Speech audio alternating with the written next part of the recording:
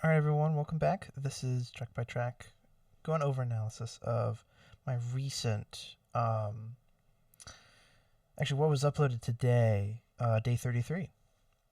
So, first off, we have the same system by system that I do, having, oh, that's so awful. All right, so having specifically 4 measures per line just for some basic reference. So 4 measures, 4 measures.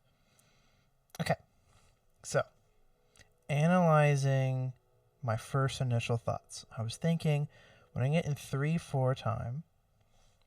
So we're feeling it in 3 beats. 1, 2, 3, 1, 2, 3. And then we have our F sharp here in the key signature because I decided to make this in G major. Now, starting off with G major is our note G. Wow, crazy. But then immediately we go from G to a D, back to G. Kind of having this bouncy feel. But in our starting key, the first chord that we have is, the first chord of our measure is our 1 chord. So meaning we have G, we have B natural, and then we have D. That's not too well seen. So we have D is our 5th, meaning that when we play a D in a G major scale, we want to immediately hop back to G. So that's our hop back, going from G, D, G. And this is just our opening measures, just outlining this first chord. Then we have the scale downwards. Ooh. We have the scale downwards. Just going down the scale, F sharp, E, so on and forth. Then do a little bit something weird. We go B, which is we're still in G major. Go to this D. Okay, we're in G major still. But then we have the C natural, which is a little odd, specifically because that's our 4th. And by 4th, I mean that it's our 4th scale degree. So we go G, A, B, C. It's our fourth note in our G major scale. Now, C as a note isn't in our primary chord structure with just the first chord. So, what's going on here is that we're kind of modulating a bit, preparing with that 4. Ooh, no. Stop it. So, starting with that 4. That's outlining. We're now in our 4 chord. And then what I do is I go spell the C major chord, go into E. So C, E. Spelling out, we're in C major, but then I switch it up, go back to D. So now we're at our 5. This is our 5th scale degree, so we're in major 5. And then back to G. We're now back to 1. Back to home. So our first line goes 1st scale degree. Starting in our home key of G. Starting on G, messing around in G for a good 2 measures. Starting from G, messing around with the scale and what we do with our open D here. Continue onwards. We have this B and D, still spelling out this G chord. Then we go to what we call our predominant, meaning that C wants to lead us towards D. So having the C and E spelling out the C chord brings us over to our D. And our D then, 5 always wants to take us to a 1. Our 5th scale degree wants to take us to our home key, dominant to home, dominant to tonic. So, very, very simple harmonic analysis here. So we got our 1 going all the way to 4, 5, 1. Now, next we have our F sharp. It's the same type of process that we did on our for measure 5. Same process. We have our F sharp, which is just below G. So it's pretty much the same as the previous 4 measures, except down a scale degree. This is a really nice way to add variety to a composition, starting out with our first melody line, bum, bum, bum, bum, bum, bum, bum, bum. And then we have the next, which is just 1 note lower. It's some quite interesting harmonic analysis, because here we have our F sharp. Then we have a C. It's not a C sharp, it's C natural. The reason why I think that's interesting to think about is strictly just because this is our tritone, meaning that it's specifically this is in augmented fourth. Don't worry too much about the nomenclature, but what that means is that this is a very, very dissonant set of notes right here. F sharp wants nothing to do with C. F sharp is the farthest note from C natural. So with that huge dissonance, it adds this slight thought of like, oh, this sounds familiar to our beginning, to our home key, but what's going on? And then we continue onwards. Still the same scale degree, going down. But then to add a little bit of mix up, we have this kind of scale back up in thirds, meaning that we're going note lower, skip 1, and then repeat. So we go like stepping down and then jumping back. Step down, jump up. And then we reach to a D and another C natural. Now, same again, we have an E. We skip back up, jump back up. But instead of just stepping down to, say, another D, we're going to a B. E and B, really special 2 notes together, because that's a fourth. That's our perfect fourth again. From previously with the C up here and back in measure 3, we now have E to B. Then we are going back to, oh, hey, here's our G. Here's our F sharp. Okay, yeah, we're back in G major. B, G, that spells out our B major chord. F sharp for that really nice sounding, oh, my bad. I'm misreading it so wrong right now. I'm reading it in treble clef. Disregard everything I just said. I probably won't cut it out, but this is our G. We're starting on a G here. Starting on a G. I feel so sorry. Starting on G, going to D, going to B. We're still spelling this G chord. I was reading the notes wrong, but we're still in G major. And then B goes to A. It's like, oh yeah, okay, right? Got some good cadences going on, going from A. Maybe we'll go back up to B. Oh, wait a minute. C sharp. This is the first, not only just is it the first C sharp, but it's the first accidental. It's the first change in our key ever so far in this piece.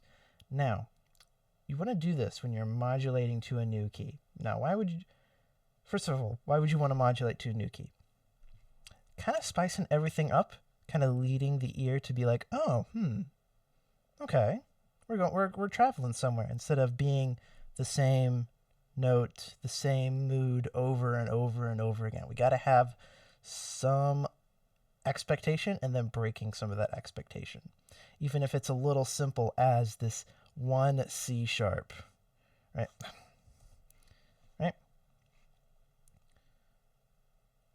So why the C sharp here and not earlier? We have this A. It all comes down to this one A right here. We have this B right before it. Passing tone, it leads to scale down to A. So we have our A.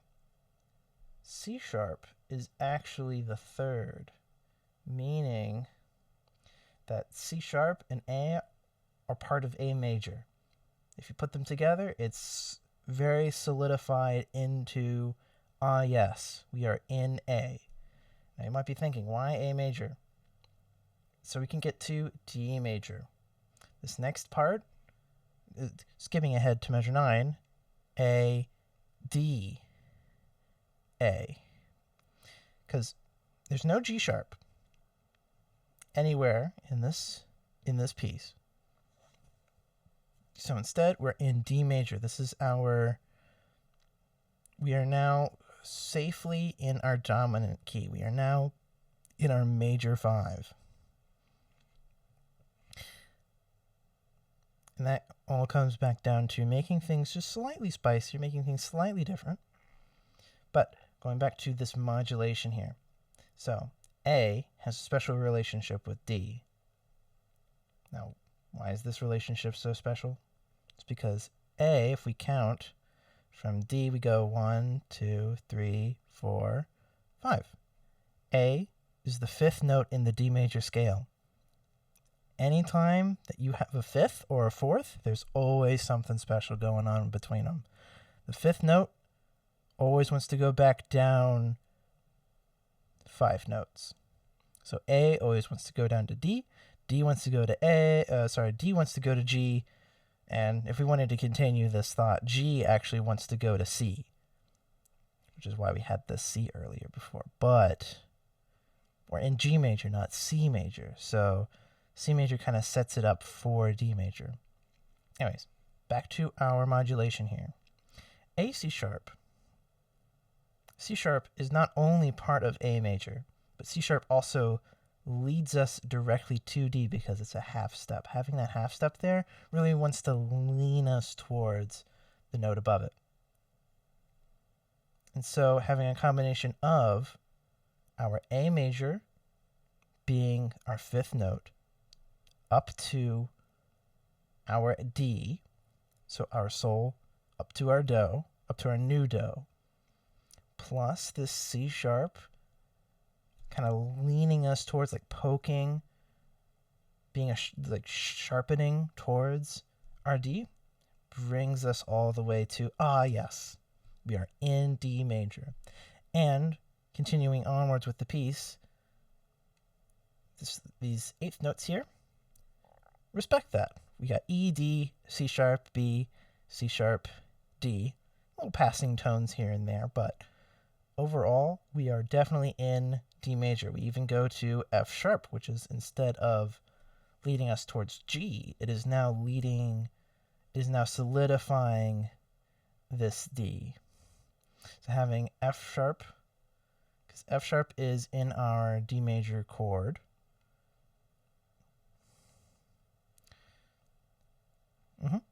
So F sharp is in our D major chord. This just solidifies this further. Like, yep, we're in D major, still in D major, still in D major. Then here, yes, G, F sharp, G. Just kind of bouncing around this G here, being like, why are we giving G so much spotlight here? It's so we can modulate back to G, so we can have a home key again. Because right now we're kind of far away from home in D major land. Of course, not too far. It is only 1 extra sharp. But then we have yes, it's our C sharp buddy again. So we're not modulating quite just yet, and that was on purpose. So we're on in G, because usually what you want to do is you want to have, yes, we're in the home key for the first time, do something slightly different with the home key, maybe something like a different theme, modulate, and then return back for the final final measures. In this case, it would be the final 4 measures. Instead, what I did was stay in the modulation for measure 13 here. We're still in D major. We got D, C sharp, D, kind of bouncing around this D. Then we have a scale downwards in D major. And it is like a solid D major scale back down. Going to D on this second to last measure. But then, oh, C natural. Okay, F sharp. Well, we have a C major F sharp again? That's an odd pairing. That's a very dissonant sound. Oh, here it is. This F sharp isn't actually trying to tell us about a key. Oop. This F sharp here isn't actually trying to tell us about a key. It's just leading us over to this E here. So really, this is kind of just, this is our C major chord again. Meaning, oh, wait a minute, this is our 4 again. Oh, and then we have A F sharp, which is a little strange on my part, but it keeps with this pattern that I had earlier with going down one note, stepping down, and then jumping back up. Step down, jump back up. And we see this here, going D down to C, jump up to F sharp, go down to E, jump up to A, go to F sharp. And this A F sharp spells out our D major chord, actually, without the D note ever actually being played. Well, I guess it was played before our C here in this penultimate measure, but that was part of our previous 5 chord. Because once we establish it, we have to change. We can't just be like, oh yeah, you feel what was going on before. No. So average listening, it just comes down to what was most recent. So spelling the top part of this A F sharp, it's like, oh yeah, we're going to go to D in our final ultimate measure. Whoops, it's actually a G. Now this is an octave here, so on the cello it's open G plus 4th finger G on the next string over. And it works because F sharp leads us to G, just like how C sharp leads us to D. F sharp wants to pull towards that G. And all because of that, this G right here feels nice at home. And then one little quarter note to finish us off. I will say, I did something in the recording. I added a repeat here. Just because it felt a little awkward with this extra quarter note here. It's not written here in the score, but I repeated back to the beginning because we're at home, but we have this pickup right here. So feels natural just to play through the whole thing again, give just a little bit different mood, different vibes to try and kind of develop and kind of ruminate all these musical ideas together. And then when we finally return back to our final chord, our final G unison, G octaves, this little G is kind of just like a little afterthought, like a little sigh, like a we're done. Now, I don't think there's anything else. For picking rhythms, it's not too awful. Because for this, the only rhythms here are quarter notes and then paired up eighth notes. You'll never see an eighth note in this piece that is unpaired with another eighth note. So it feels very runny. And what I mean by that is there's always something going somewhere. Because with this G, D, G in our first measure, the musical idea has just started. So it's like, can't really just play bum, bum, bum, and not expect it to keep on going. So using the scale back down, we don't reach our G. So we play this G major scale instead of going G, F sharp, E, D, C, B, A, G. We don't play a G, our lower G, and instead we go back up to B, and it's like, oh, we're still going somewhere with this. Because if we just scaled down, it'd be like, oh, I guess we're done. 2 measures, that's it, pack up, let's go home. But no, continuing on thinking about our musical ideas. Now, that was a side tangent. Rhythm wise, you can be a-okay with quarter notes and eighth notes. It's okay. Some of the best